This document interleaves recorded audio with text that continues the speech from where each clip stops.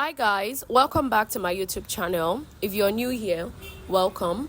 In this video I'll be showing you how to make the viral flip braids, which is also known as geometry braids.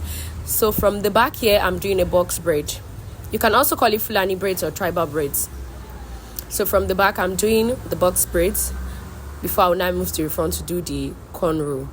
So for my box braids, for tribal braids, I like to have like 6 lines, sometimes 7 lines. It depends on how full the person's hair is. That is my client's hair. So I work with the client's hair. You want the braids to be full but not too full.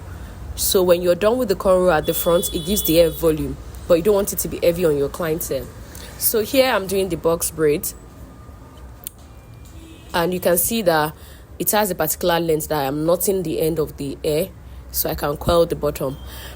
But while doing the hair, my client changed her mind. She said she doesn't want to do a short one that she would have indicated while booking her appointment, but she forgot. So later I had to braid it to the end and losing the tied part. But yeah, I'm still braiding the hair.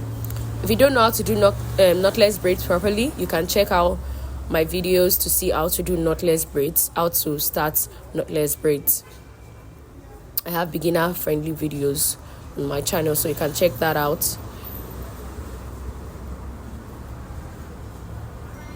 So yeah, I'm measuring so I can tie the end. So she hasn't told me yet that she's not doing short one. It was until later that she said okay, she wants to change it to long one. So I'll still losing the tied part and do a long one for her. So now we're about to do the front side. I didn't show the rest because it's just a repetitive action, and like I said before, I like to do about 6 to 7 lines for my braids. Please ignore the noise at the background. I'm at the store. So here I'm starting with the first cornrow, and the cornrow for this style is always stitch. And for my stitch, instead of having a long nails to pick out my lines, I like to use my cutting comb to do that.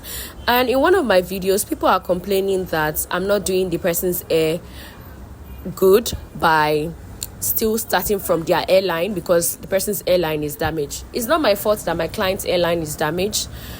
She's a first-time client, so I'm not the one braiding her hair before. And she chose a style, and I would respect any client's bookings. If you're going to book any style with me, it's what you asked for, I will do for you. But my own job as a professional is to do it in such a way that it won't cause you more damage, and that was what I did for her. So in this video you see that I weaved the person's hair first a bit before I started adding extension.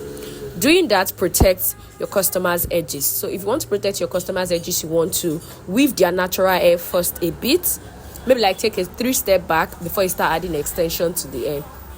And mind you, it might look like the hair is tight, but every of my clients can testify that my grip is not tight. The hair might look tight looking at it, but it's so light on the scalp.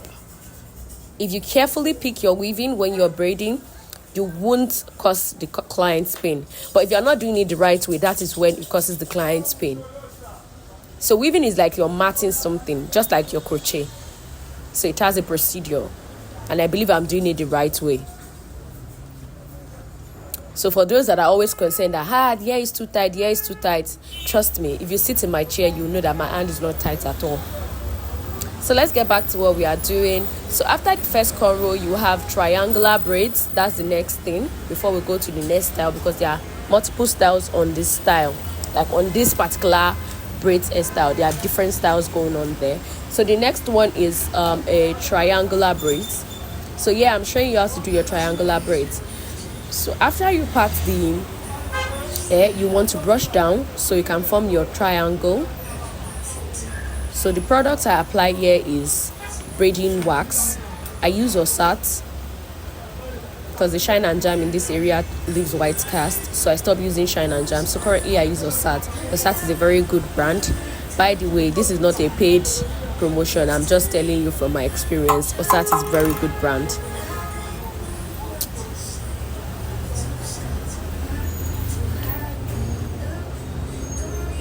So to start your knotless braids, you want to weave the hair a bit before adding extension.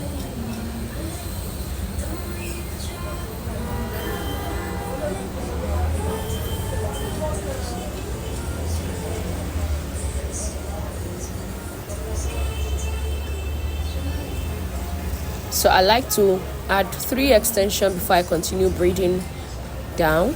So I weave it down, like braid it to make it to secure the roots. I like to add like 3 extensions before I now start braiding all the way down, so that way my root is secure.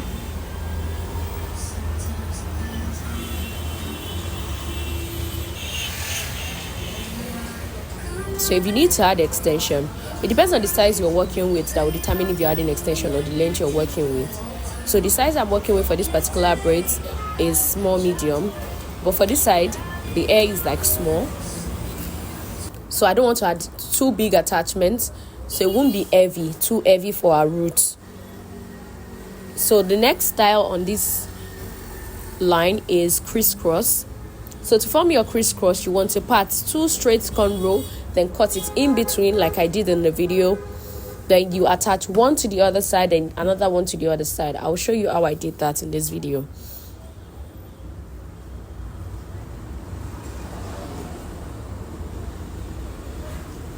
So you can see that for this part of our hair too, I braided it down a bit before I started adding extension. Extension is what I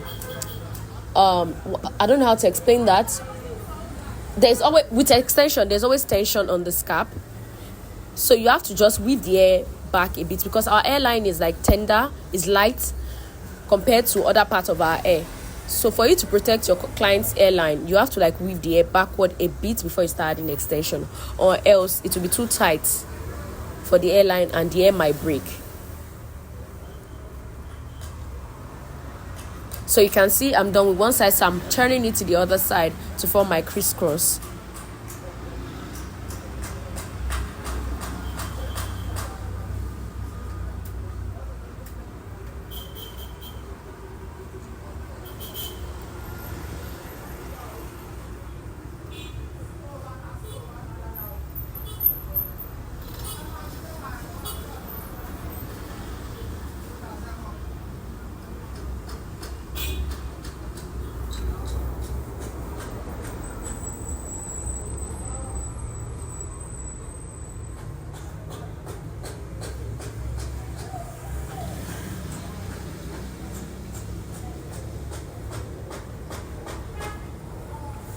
And now we're all done with the hair. I'm sorry I didn't show you how I did the other side, but it's the same thing I just recreated there, and I've showed you before how to do the triangular braids. So I just did the same thing. You just want to keep parting slant like that, and you form your triangular braids.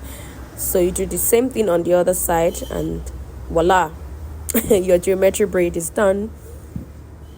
Thanks for watching. Like, share, subscribe.